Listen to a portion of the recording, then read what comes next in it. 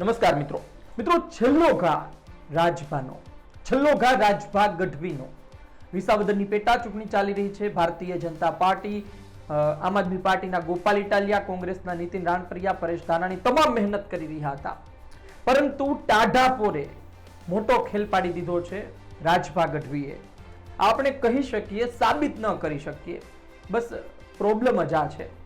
રાજભા ગઢવીનો એક વિડીયો 4-5 વાગ્યા પછી વાયરલ થઈ રહ્યો છે। 4-5 વાગ્યા પછીનું મતદાન અતિ મહત્વનું હોય છે અને રાજભા ગઢવી શું કહી રહ્યા છે પહેલા તમે એ સાંભળો, ત્યારબાદ અમે અમારી વાત કરીએ, તેના કેટલા અર્થ થાય છે તે બાબતે ચર્ચા કરીએ। જય માતાજી। જુનાગઢ તાલુકા અને ખાસ કરીને બિલખા, ભેસાણ અને ખાસ વિસાવદરની ધીંગી ધરતીના માઢોડાઓ, હાવજની હારે રહેવાવાળી ખડતલ પ્રજા એટલે સુરવીરો જે કાયમના માટે સિંહની હારે રહે છે, સિંહના હેઠા પાણી પીવે છે, એવી ગરવો ગિરનાર અને ગીરની વચ્ચેના પટ્ટાની આ ધરતીના ધીંગા માઢોડાઓને એટલી વિનંતી છે કે મતદાન કરવા બધાય જાજો, જરૂર મત આપજો, જેટલા બને એટલા આપણો પર્વ છે એ રીતે આને ઉજવજો।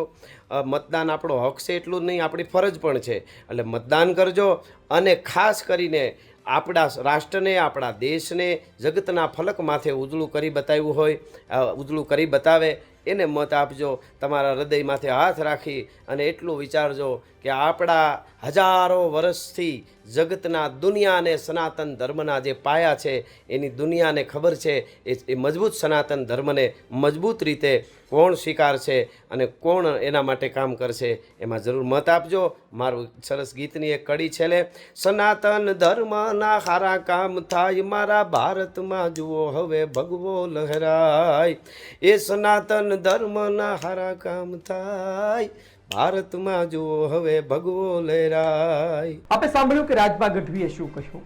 તમે જુઓ કે એ વિસ્તારમાં લોક સાહિત્યને માનનાર, લોક સાહિત્ય સાંભળનાર, લોકગીત સાંભળનાર એક વર્ગ રહે છે, તેમાં પણ રાજભા ગઢવીને સાંભળનાર, તેને માનનાર પણ એક મોટો વર્ગ છે। એટલે સીધી વાત છે કે રાજભા ગઢવી બોલે એટલે અસર થાય।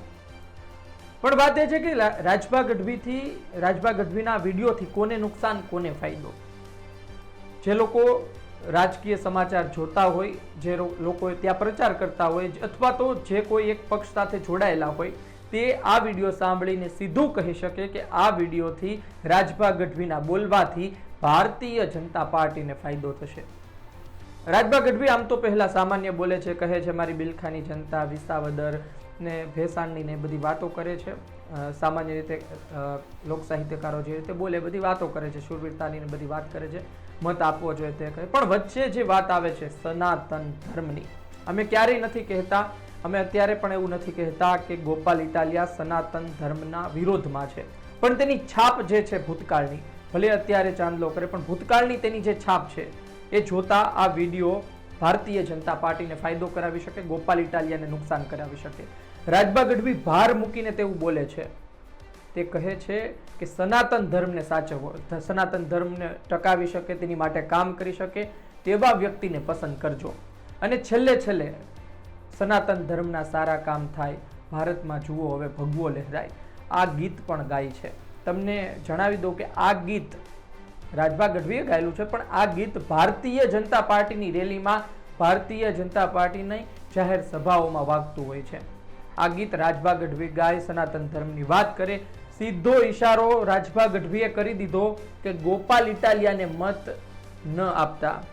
આ જ રીતે ઋષિ ભારતી બાપુ કોળી સમાજમાંથી આવે છે, એમણે પણ ઈશારો કર્યો હતો શિક્ષિત ઉમેદવારને મત આપજો, એમણે ગોપાલ ઇટાલિયાને મત આપવા તરફ ઈશારો કર્યો હતો। એટલે તમે જુઓ કે સામાજિક આગેવાનો હોય કે પછી લોક સાહિત્યકારો હોય, એ લોકો કહે છે પણ તેમનો ઈશારો જેમને સમજવાનો હોય તેમની સુધી પહોંચી જતો હોય છે અને પોતે વિવાદમાં પણ ન આવે તે રીતે હવે વાત કરી રહ્યા છે। છેલ્લો ઘા રાજભાનો 100% કહેવા છે। અંતિમ ઘડીમાં, અંતિમ કલાકોમાં આ વિડીયો ભારતીય જનતા પાર્ટીને મોટો ફાયદો પહોંચાડી શકે છે, ભલે આપણે સાબિત ન કરી શકે। આપનું શું કહેવું છે કોમેન્ટ બોક્સમાં જરૂરથી લખજો। ધન્યવાદ।